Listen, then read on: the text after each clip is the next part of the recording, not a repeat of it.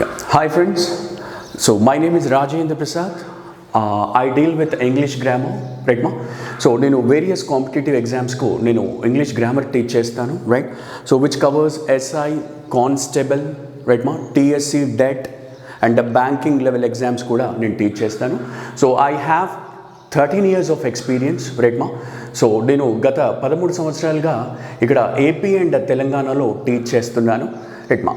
So ఇప్పుడు మనము టెట్కు మరియు డిఎస్కి కావాల్సిన ఇంగ్లీష్ గ్రామర్ని చూస్తాము, రైట్ మా. So not only TET and DSC మా, ఇంగ్లీష్ గ్రామర్ అనేది ఓవరాల్గా అన్ని కాంపిటేటివ్ ఎగ్జామ్స్కు పనిచేస్తుంది బేసిక్ లెవెల్లో, రైట్ మా. సో బేసిక్ లెవెల్ అనేది అందరూ వినాల్సిన అవసరం ఉంటుంది. వెన్ ఐ సే అందరూ వినాల్సిన అవసరం ఉంది అన్నప్పుడు, రైట్ మా, ఎవరైతే కాంపిటేటివ్ ఫీల్డ్లో ఇది ఇంగ్లీష్ను చూద్దాం అనుకుంటున్నారో వాళ్ళందరూ కూడా దీని మీద ఫోకస్ చేయాలి, రైట్ మా. సో ప్రాబ్లం ఎక్కడ వస్తుంది? ఇంగ్లీష్లో సార్ ఇంగ్లీష్ అనగానే ఒక చిన్న భయం లాంటిది ఏర్పడుతుంది. అది సహజమే, ఎస్పెషల్లీ తెలుగు మీడియం స్టూడెంట్స్కి అయితే ఇక రైట్ మా అది ఒక పెద్ద హర్డిల్ లాగా అయిపోతుంది. దాన్ని బుక్ తెరుద్దాము అంటేనే కొంత భయము అయ్యే సందర్భాలు ఉన్నాయి, రైట్ మా. సో కాకపోతే ఇక్కడ మనకు అడ్వాంటేజ్ ఏంటి తెలుసా, రైట్ మా. So this is not spoken English, ఇది స్పోకెన్ ఇంగ్లీష్ కానే కాదు, రైట్ మా. సో మనం ఏం చేస్తాము అంటే, నేను ఎందుకు అంటున్నాను స్పోకెన్ ఇంగ్లీష్ అని? స్పోకెన్ ఇంగ్లీష్ అనగానే అరే మనము మాట్లాడితే ఎవడైనా ఏమని అనుకుంటాడు అనే భయంతో రైట్ మా మాట్లాడము. కానీ ఇది గ్రామర్ కదా, ఈ గ్రామర్ను మనము భయం లేకుండా కొన్ని టెక్నిక్స్ ద్వారా మ్యాథమెటిక్స్లో రైట్ మా మ్యాథమెటిక్స్లో ఎలా అయితే ఫార్ములాస్ వేసుకొని వెళ్ళవచ్చో అలా వెళ్ళవచ్చు. మ్యాక్సిమం మార్క్స్ రైట్ మా.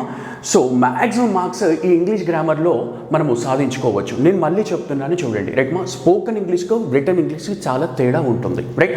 స్పోకెన్ ఇంగ్లీష్లో మనం భయపడడానికి తప్పకుండా ఛాన్సెస్ ఉంటాయి, ఎందుకంటే ఎదుట పర్సన్ ఉంటాడు, రైట్ మా.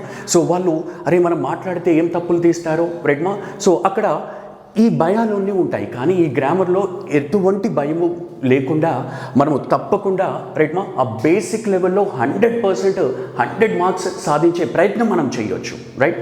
సో కొన్ని టెక్నిక్స్ ఉంటాయి, నేను క్లాస్ చెప్పేటప్పుడు మీకు అది తెలుస్తుంది 100%, రైట్ మా. సో ఎన్ని టెక్నిక్స్, ఏ టెక్నిక్స్తో రైట్ మా. ఫర్ ఎగ్జాంపుల్స్ నేను ఒక చిన్న విషయాన్ని చెప్తాను చూడండి.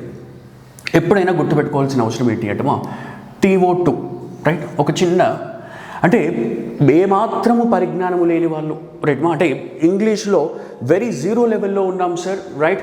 ఎందుకంటే మా స్కూల్ బ్యాక్గ్రౌండ్లో కానీ మేము చదువుకున్నప్పుడు ఆ ఇంగ్లీష్ మీద ఎక్కువ ఫోకస్ చేయలేదు.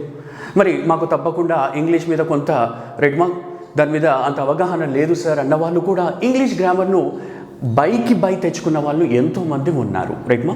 సో మనకు జాబ్ వచ్చి బయటపడితే సరిపోతుంది, అంతవరకు సరిపోతుంది కదా, రైట్ మా. చిన్న ఎగ్జాంపుల్ ఇస్తాను చూడండి. TO2 అనే పదం ఉంటుందమ్మా, రైట్. TO2 అనే పదము తర్వాత ఏదైనా వాక్యంలో TO2 తర్వాత ఇమీడియట్గా ఒక పదం వచ్చిందనుకోండి. TO2 తర్వాత ఇమీడియట్గా వచ్చే పదము చివరగా ఈడి ఉండకూడదు, రైట్ మా. చివరగా ఈడి ఉండకూడదు 100%గా. ఇక దీనికి ఇంగ్లీషు పెద్దగా బేసిక్స్ నుంచి నేర్చుకొని మొత్తం ఇది అంత అవసరమేమైనా ఇటువంటి ట్రిక్స్తో మనం బయటపడవచ్చు. కాంపిటేటివ్ ఎగ్జామ్స్కు దూరం కాకండి. ఇంగ్లీష్ అంటే భయం పోడగొట్టుకోండి, ఐఎమ్ సారీ, రైట్ మా. సో ఈ విధంగా తప్పకుండా రైట్ ఈఎన్తో ఎండ్ అయ్యేవి క్రాస్ మార్క్ చేయండి, రైట్ మా. సో అయితే వీటిని ఏమంటారు అంటే మా వర్బ్స్ అంటారు. ఏమంటారు మా? క్రియలు. అనగా TO2 తర్వాత వాడబడు మొదటి వర్బు ఎప్పుడు కూడా 100% ఈడి ఉండకూడదు, 100% ఎందులో ఉండకూడదమ్మా ఈఎన్. మీకు తెలుసు కదా, ఈడి అంటే వర్బు యొక్క రెండవ రూపం అంటారు, ఈఎన్ అంటే జనరల్గా వర్బు యొక్క మూడవ రూపం అంటారు. సార్ మరి వాడాల్సిన పదం ఏంటి అయ్యా అంటే కనుక V1 వాడాలమ్మా. ఏం వాడాలమ్మా? V1 వాడాలి. TO2 తర్వాత V1 వాడాలి. మరి దీనికి ఎంత పెద్ద అంటే శ్రమించాల్సిన అవసరం ఏమైనా ఉందా? ఇలా ప్రాక్టీస్ చేస్తూ ముందుకెళ్తూ ఉంటే మీకు ఇంగ్లీష్ మీద పట్టు వచ్చేస్తుంది. సరే ఈ టెక్నిక్స్తో ఇలా షార్ట్ కట్స్తో ఎంత దూరం వెళ్తూ ఉంటే ఈ టెక్నిక్స్ మీకు మైండ్లో పడి ఒక వాక్యాన్ని మీరు నిర్మించేస్తారు, రైట్ మా. So this is how. అంటే నా ఉద్దేశం ఏంటి అంటే మీరు భయపడకండి, 100% ఇంగ్లీష్ మీద మీరు కొంత టైం ఇవ్వండి ఇంగ్లీష్కు. అదే మిమ్మల్ని ముందుకు తీసుకెళ్తూ ఉంటుంది. ఒక బుక్ చదువుతూ ఉంటే ఆ ఇంట్రెస్ట్ మీరు ఏదైతే ముందు దాని మీద కొంచెం కష్టపడతారు కదమ్మా, ఆ కష్టమే మిమ్మల్ని ముందుకు తీసుకెళ్తూ ఉంటుంది, right. So this is what about English, right మా. సో మనం వాడాల్సింది ఏంటమ్మా? V1. చిన్న ఎగ్జాంపుల్ ఇస్తాను చూడండి. I had to went I had to went to New Delhi yesterday.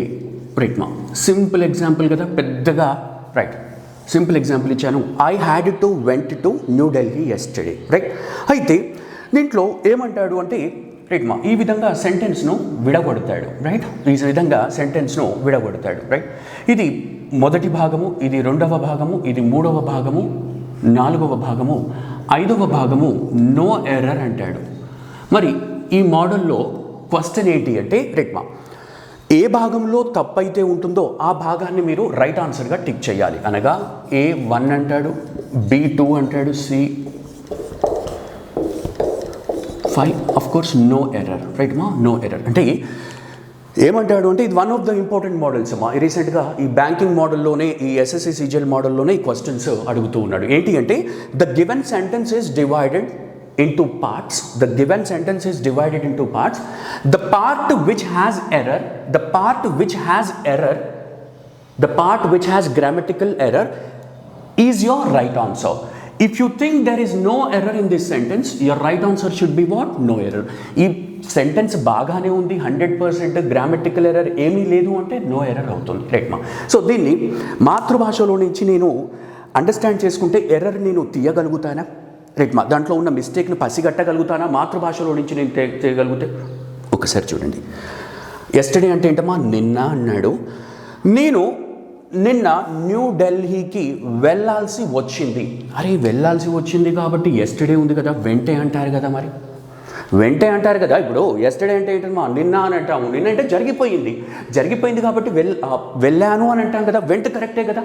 కానీ TO2 వచ్చింది, గుర్తుపెట్టుకోండి. TO2 నేనేం చెప్పాను? TO2 వచ్చినప్పుడు V2 వాడకూడదు అన్నాను. వెంటంటే ఏంటమ్మా? V2 భాగం. ఆఫ్ కోర్స్ కొన్ని ఈడితో ఎండ్ అవుతాయి, కొన్ని ఈడితో ఎండ్ కాకుండా. ఫర్ ఎగ్జాంపుల్ సే గో ఉందమ్మా, ఇప్పుడు గోకు V2 ఏమవుతుంది? గోడ్ అవుతుందా? గోడ్ కాదు కదా. రైట్, గో వెంట గాన్, గో వెంట గాన్, గాన్ అనేది ఏంటమ్మా? V3. So V1. Right, so కాబట్టి మరి TO2 తర్వాత మనం వాడవలసిన పదం ఏంటమ్మా? V1. ఈ V1లు V2లు V3లు కొంత ఒక 5 minutes రైట్మా నేను ఒక ఫార్ములా ఇస్తాను, ఒక ట్రిక్ ఇస్తాను. దాని ద్వారా ఒక 500 వర్బ్స్ను V1 V2 V3లు మీరు ఈజీగా మైండ్లో పెట్టుకోవచ్చు. రైట్, ఏంటంటే ప్రాక్టీస్. మీరు ఎప్పుడు వింటూ ఉంటూ ప్రాక్టీస్ చేస్తూ ఉంటూ కొన్ని ఎగ్జామ్స్ దీనిపైన చిన్న చిన్న టెస్ట్ కూడా పెడతాను నేను. రైట్మా సో మీరు ఇమీడియట్గా మీరు ఎంతవరకు చదువుకున్నారు, మీరు ఎంతవరకు మైండ్లోకి వెళ్ళిపోయింది అనేది కూడా తెలుస్తుంది. హ్యాపీగా నేర్చుకోవచ్చు. రైట్మా సో అన్లైక్ అదర్ సబ్జెక్ట్స్. రైట్మా when I say unlike other subjects, మ్యాథమెటిక్స్లో లాగా మిగతా వాటిలో లాగా మనం పెద్దగా దాని మీద ఇలా టెన్షన్ పడుతూ కూర్చోవాల్సిన అవసరం లేదు. ఇదేంటంటే జస్ట్ లాంగ్వేజ్, భావ వ్యక్తీకరణ.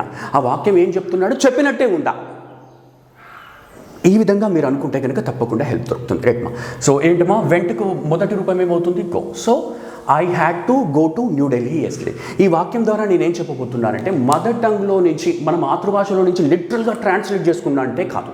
రైట్మా కొంత మీరు కూర్చోండి దానిపైన, తప్పకుండా ఈ ట్రిక్స్ ద్వారా. రైట్మా ఈ ట్రిక్స్ ద్వారా మీకు ఇప్పుడు ఈ సెంటెన్స్ మొత్తం అర్థం అవ్వాల్సిన కూడా అవసరం కూడా లేదు. నేను చెప్పిన ట్రిక్ ప్రకారంగా TO2 తర్వాత వచ్చే వర్బు ఎందులో ఉండకూడదు? V2 V3లో ఉండకూడదు అన్నాను, అయిపోయింది కదా. రైట్, సో ఈ విధంగా మనము ఇటువంటివి కొన్ని ట్రిక్స్ ఉంటాయి. రైట్మా తప్పకుండా మీరు భయపడకుండా. రైట్, సో నేను ఎందుకు మళ్ళీ రిపీట్ చేస్తున్నాను భయపడకుండా అంటే కనుక గ్రామీణ ప్రాంత ఈ స్టూడెంట్స్ తప్పకుండా భయపడుతున్నారు. ఎంత భయపడుతున్నారంటే ఆ ఇంగ్లీష్ను లాస్ట్ రోజు ఏదో మొత్తం అంతా ప్రాక్టీస్ అయిపోయాక ఇంకా చివరగా ఏదో అలా చూస్తూ ఉన్నారు, బట్టి కొట్టి వెళ్ళిపోతున్నారు. రైట్, అదే క్వశ్చన్ రావాలి. అట్లాంటి క్వశ్చన్ వస్తేనే, అదే క్వశ్చన్ ఎగ్జాక్ట్ దిగితేనే ఆన్సర్ చేసే పరిస్థితి ఈరోజు ఉంది.